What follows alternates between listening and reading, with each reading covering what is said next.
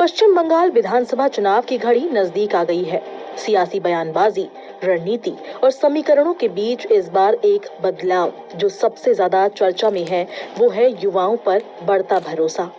बंगाल की राजनीति इस बार केवल विचारधारा और नारों की जंग नहीं है, बल्कि ये एक बड़े जनरेशन चेंज की भी गवाह बन रही है।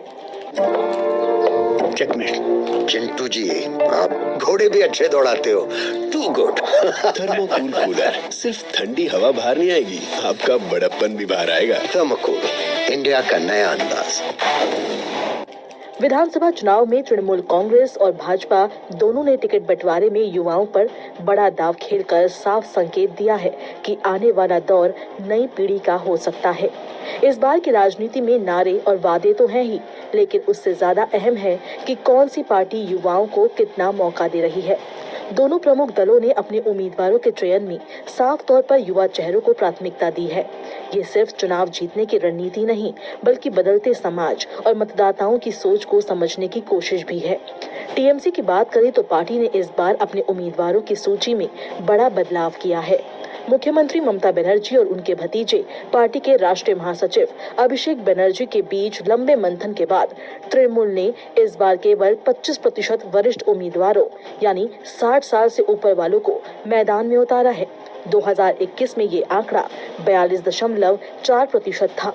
तृणमूल की रणनीति अब उन 219 उम्मीदवारों पर टिकी है जिनकी उम्र 60 वर्ष से कम है।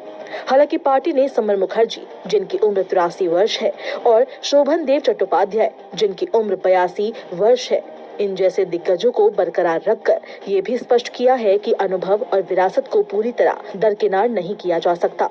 भाजपा ने भी उम्मीदवारों की सूची में युवा शक्ति को प्रमुखता से पेश किया है। भाजपा की प्रारंभिक 255 उम्मीदवारों की सूची में 196 प्रत्याशी लगभग 76% 55 वर्ष से कम आयु के हैं। इनमें 65 उम्मीदवार तो 40 वर्ष से भी कम उम्र के हैं।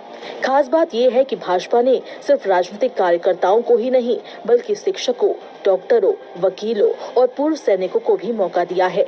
इससे पार्टी ने एक व्यापक और विविध सामाजिक आधार तैयार करने की कोशिश की है। बंगाल की राजनीति लंबे समय तक वामपंथी दलों के प्रभाव में रही, जहां अनुभव और वरिष्ठता को ज्यादा महत्व दिया जाता था, लेकिन अब समय बदल चुका है। नई पीढ़ी न सिर्फ राजनीति में हिस्सा लेना चाहती है, बल्कि नेतृत्व भी करना चाहती है। यही वजह है कि दोनों बड़ी पार्टियां इस बदलाव को समझते हुए अपने फैसले ले रही है।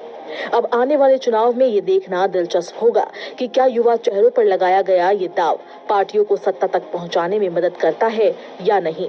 लेकिन इतना जरूर है कि इस बार का चुनाव बंगाल की राजनीति में एक नए दौर की शुरुआत का संकेत दे रहा है, जहां अनुभव के साथ साथ युवाओं की भूमिका भी बराबर की होगी।